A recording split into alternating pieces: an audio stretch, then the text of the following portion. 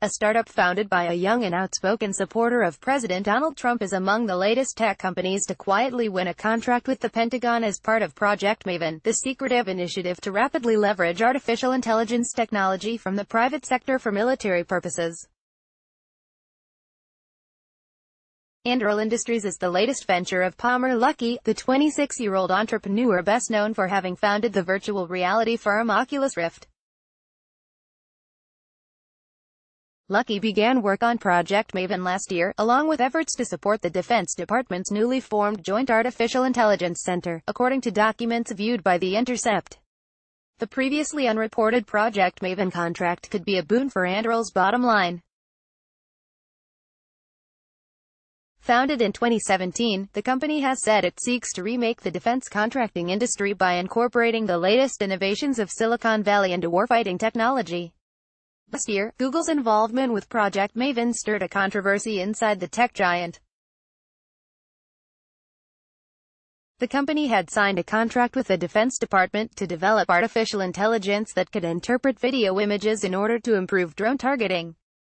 But after the contract's disclosure sparked an internal rebellion among employees, Google allowed its contract to expire. The Google flap and the wider military drive to adopt commercial artificial intelligence technology unleashed a fierce debate among tech companies about their role in society and ethics around advanced computing. Anduril Industries is developing virtual reality technology using Lattice, a product the firm offers that uses ground and autonomous helicopter drone-based sensors to provide a three-dimensional view of terrain. The technology is designed to provide a virtual view of the front lines to soldiers, including the ability to identify potential targets and direct unmanned military vehicles into combat. The first phase of the research has been completed, according to the documents reviewed by The Intercept, with initial plans to deploy virtual reality battlefield management systems for the war in Afghanistan. Anduril and the Pentagon did not respond to requests for comment. We're deployed at several military bases. We're deployed in multiple spots along the U.S. border. We're deployed around some other infrastructure I can't talk about. Luckey dropped hints about Anduril's involvement in the project last November in Lisbon, Portugal, at the Web Summit, a technology conference. We're deployed at several military bases. We're deployed in multiple spots along the U.S. border, Luckey said, cryptically adding, we're deployed around some other infrastructure I can't talk about. He also discussed how he hoped the military would apply Anduril's technology. What we're working on is taking data from lots of different sensors, putting it into an AI-powered sensor fusion platform so that you can build a perfect 3D model of everything that's going on in a large area, Luckey said. Then, we take that data and run predictive analytics on it, and tag everything with metadata, find what's relevant, then push it to people who are out in the field. Practically speaking, in the future, I think soldiers are going to be superheroes who have the power of perfect omniscience over their area of operations, where they know where every enemy is, every friend is, every asset is, he said. Luckey said he thinks it is unlikely that soldiers of the future will directly carry weapons in the field. Instead, they would remotely operate machines and weapons from far away. Anduril previously garnered attention for its efforts to help U.S. Customs and Border Protection create a virtual wall at the U.S.-Mexico border. The initial 10-week demonstration used Anduril's Lattice technology to monitor a stretch of land along the Rio Grande Valley. The system reportedly helped the government identify and apprehend 55 unauthorized individuals crossing the border. The company has also publicly acknowledged work to develop perimeter defense monitoring around 2 U.S. Marine bases. Anduril's pitch deck, the presentation it provided to solicit investors, imagines a future of warfighting by means that might look like science fiction to the average observer. The company is pushing battlefield management technology capable of utilizing long-range bombers and swarms of military attack drones. The firm has reportedly rented a warehouse in Oakland, California, to develop at least one remote control tank, designed for fighting California wildfires. Palmer Luckey, founder of Anduril Industries, smiles during the Wall Street Journal Live Global Technology Conference in Laguna Beach, Calif, on November 12, 2018. Photo, Patrick T. Fallon, Bloomberg via Getty Images. A defense contractor in flip-flops, Palmer Luckey stands out among other defense industry executives. In contrast to the buttoned-down image of executives at Lockheed Martin or Northrop Grumman, he typically appears in public wearing flip-flops and a partially unbuttoned Hawaiian shirt. And he stands out in other ways. Unlike other tech industry leaders, Luckey is unabashedly partisan. Being an avowed supporter of the Republican Party has made him a lightning rod in Silicon Valley. In contrast to the buttoned-down image of executives at Lockheed Martin or Northrop Grumman, Palmer Luckey typically appears in public wearing flip-flops and a partially unbuttoned Hawaiian shirt. The son of car salesman, Luckey was homeschooled by his mother in Long Beach, California. He got his start by parlaying his passion for tinkering with video game-optimized home computers into a virtual reality business. Using funds raised on Kickstarter, Luckey developed a new model for virtual reality headsets at age 17.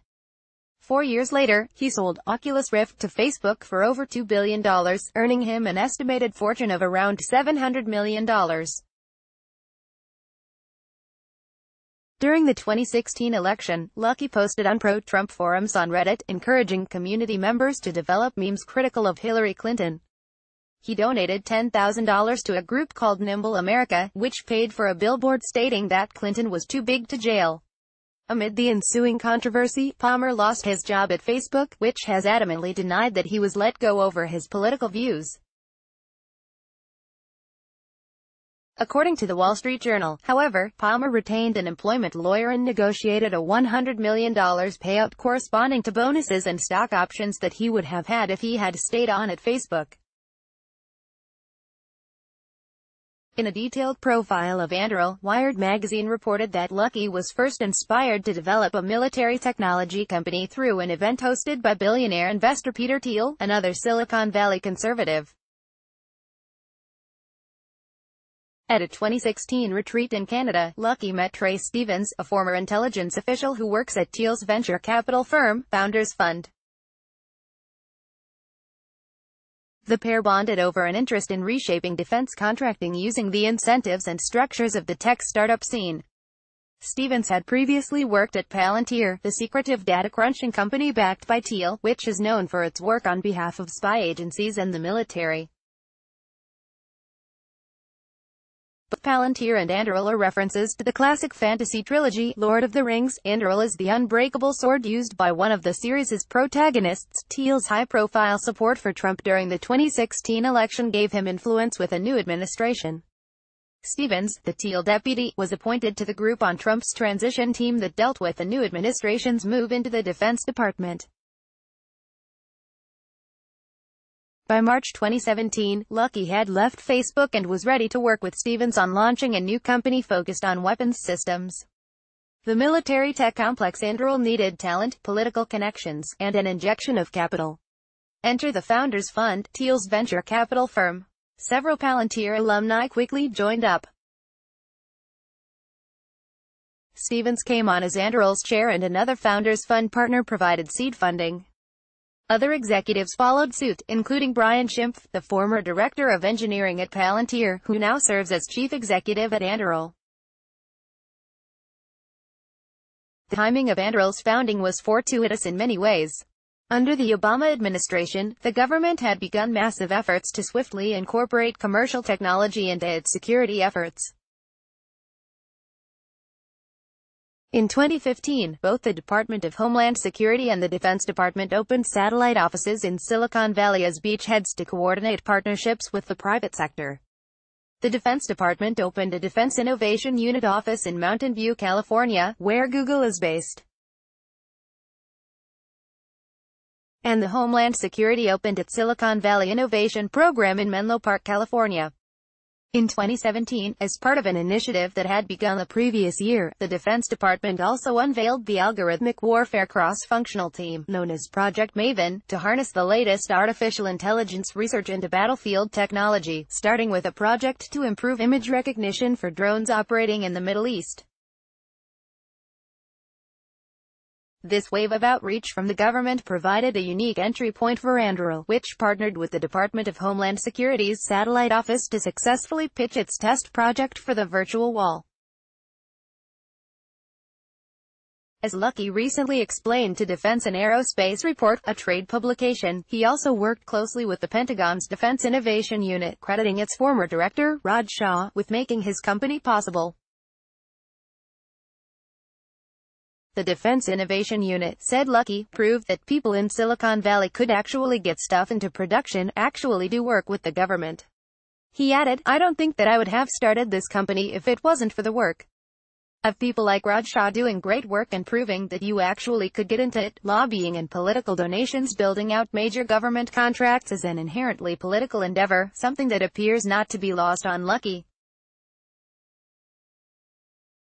Publicly filed lobbying disclosures show that Anduril paid $290,000 last year to Invariant, a lobbying firm founded by Heather Podesta, a Democratic fundraiser known for her extensive relationships in Washington, D.C., including with Hillary Clinton. The lobbying effort focused on shaping the border security appropriations issued by Congress, as well as on educating lawmakers on artificial intelligence and autonomous systems and their application to military force protection, according to the filings.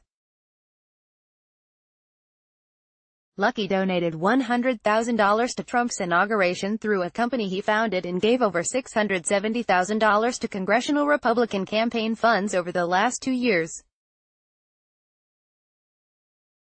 Luckey also opened his wallet to the powers that be in Congress and the White House. He donated $100,000 to Trump's inauguration through a company he founded and gave over $670,000 to congressional Republican campaign funds over the last 2 years. Rep. Will Hurd, R. Texas, a former CIA agent turned moderate border district lawmaker, received a $2,700 donation. Hurd worked to help Anduril find a volunteer landowner to test its sensor technology along the border, according to Wired. Hurd later sponsored legislation to finance a virtual border wall, likely using Anduril's technology. Among his political largesse, Luckey donated to political action committees supporting Trump, the senior lawmakers on the Defense and Appropriations committees, and a number of controversial conservative lawmakers, including Rep. Steve King, R. Iowa, who has defended white supremacy and questioned the contributions of non-white people to society. In previous interviews, Luckey has sharply criticized traditional defense contracting, noting that the iPhone and other commercial technology innovations were developed with massive incentives, rather than the cost-plus model preferred by the Pentagon. That approach has seen the Defense Department negotiate with contractors to provide a fixed price for expenses and profits, one that, in Luckey's telling, has limited the military's ability to encourage the kind of breakthrough technologies needed for the future of war. In a white paper filed with the Defense Department's National AI Strategic Plan last year, Anduril urged officials to consider the ambitious approach by the government in China with regard to AI technology. China, an Anduril employee wrote in the paper, has provided a multi-billion-dollar national investment initiative to support moonshot projects, startups and academic research in AI, even as it seeks to shake up the model for contracts, though Anduril is also embracing the traditional approach. In November, the company announced its first major revolving door hire. Anduril brought on Christian Brose, a former top staffer with the Senate Armed Services Committee, which oversees defense spending, as its head of strategy. Brose formerly worked under the late Sen. John McCain, R.S., and served as a speechwriter to then Secretary of State Condoleezza Rice. 2 months later, Anduril formally joined the National Armaments Consortium, a nonprofit that facilitates bids by traditional defense contracting firms for business with the military. Scott Sanders, head of operations for Anduril Industries, prepares the latest modular heli drone for a test flight at the Red Beach Training Area, Marine Corps Base Camp Pendleton, Calif, on November 8, 2018. Photo, Corporal Dylan Chagnon, U.S. Marine Corps. No. Digital Geneva Convention. As the military worked to bring in leading Silicon Valley firms as contractors, the resulting relationships have sparked massive resistance from workers, many of whom have argued that they became engineers to make the world a better place, not a more violent one. After The Intercept and other media outlets revealed that Google had been quietly tapped to work on Project Maven, applying its AI technology to help analysts identify drone targets on the battlefield, thousands of workers protested the contract. The uprising led Google to announce that it would not renew its contract with the military on the initiative. Microsoft, too, faced internal opposition as the company prepared work on a $480 million contract with the Army to develop augmented reality headsets for soldiers. The ethical debates that have rocked large technology companies, Amazon, Salesforce, and others have similarly faced worker protests over contracts on immigration enforcement, have presented Anduril with an opportunity. Despite the various protests around Silicon Valley, Anduril's brash attitude has not prevented it from recruiting top engineering talent. In its white paper filed with the Defense Department's National AI Strategic Plan last year, Anduril boasted that it has recruited engineers from top tech firms like General Atomics, SpaceX, Tesla, and Google.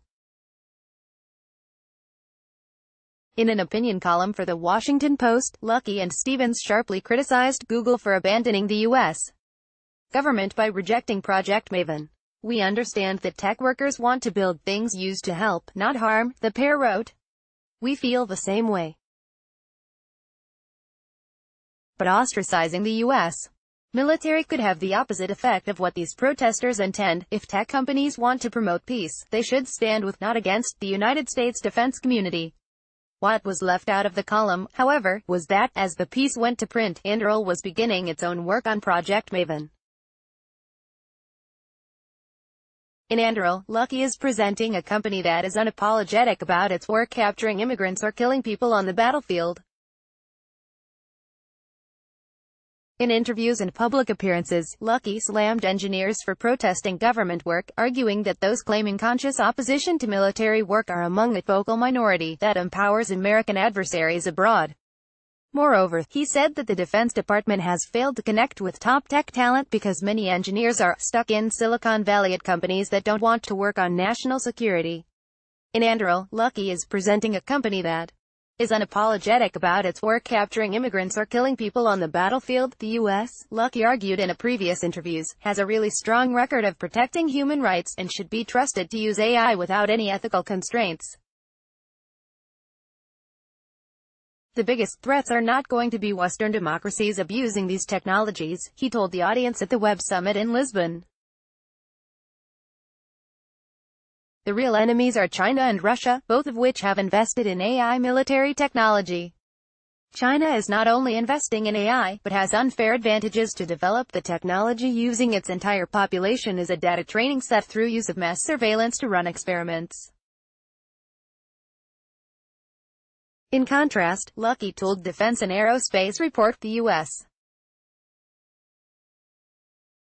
can train its AI software, in industry, in enterprise, in national security.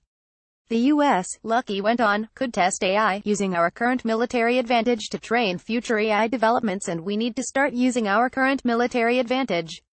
He called for employing these technologies in ongoing, large-scale conflicts around the world. Asked in Lisbon about a digital Geneva Convention or another ethical rule book to govern the use of AI weaponry, Luckey was forthright in his rejection of the idea. "That's not really going to solve the problem," he said. "I have no hopes that a digital Geneva Convention, whatever it will be, will prevent China from using surveillance tools to watch every citizen in their country. I have very little confidence that it will prevent Russia from building autonomous systems that can acquire and fire on targets without any kind of human intervention whatsoever. Ethics experts have criticized the development of AI-based weapons, noting that the lethal autonomous weapons could be hijacked by hackers, kill without clear explanation, or lead to catastrophic accidental conflict if weapons are used as escalation in response to an incident that appears to be an act of war. Moreover, as humans are removed from face-to-face combat, the dehumanization of lethal decisions could lead to more killing. Luckey hasn't proffered any direct answers to the questions being raised over the use of artificial intelligence in warfighting. Anduril, however, has stated that it will not sell to Russia or China, but would be willing to sell its products to U.S. allies. A request for comment about whether the company would sell to Saudi Arabia, the United Arab Emirates, or other undemocratic U.S. allies was not returned. Among the many Palantir alumni who joined Anduril, one name sticks out to those concerned with abuse of civil liberties and human rights. In May of last year, the firm hired former Palantir executive Matthew Steckman. Steckman took a lead role in the HB Gary federal scandal in 2011. In the scandal, a cache of hacked emails showed that Palantir and two other defense contractors had cooked up a plot to spy on journalists, trade unions, and activists on behalf of the U.S. Chamber of Commerce, the largest pro-business lobby in America. The plot included hacking target computers and using social media analysis to monitor the behaviors of a large set of left-leaning figures and journalists viewed as sympathetic to WikiLeaks, including The Intercept's Glenn Greenwald. In negotiations with the Chamber's law firm, Steckman wrote at the time that he and another Palantir executive were spearheading this from the Palantir side. After the plan was revealed, Palantir briefly placed Steckman on leave. He is now at work as head of corporate and government affairs at Anduril. One thing is clear, Luckey wants to win, in every way imaginable. The U.S.'s goal, Luckey said at the Web Summit, should be dominance and beating other foreign adversaries to control the best artificial intelligence technology. You have to be the leader, he said. Technological superiority is a prerequisite for ethical superiority. Nick Sergi contributed research.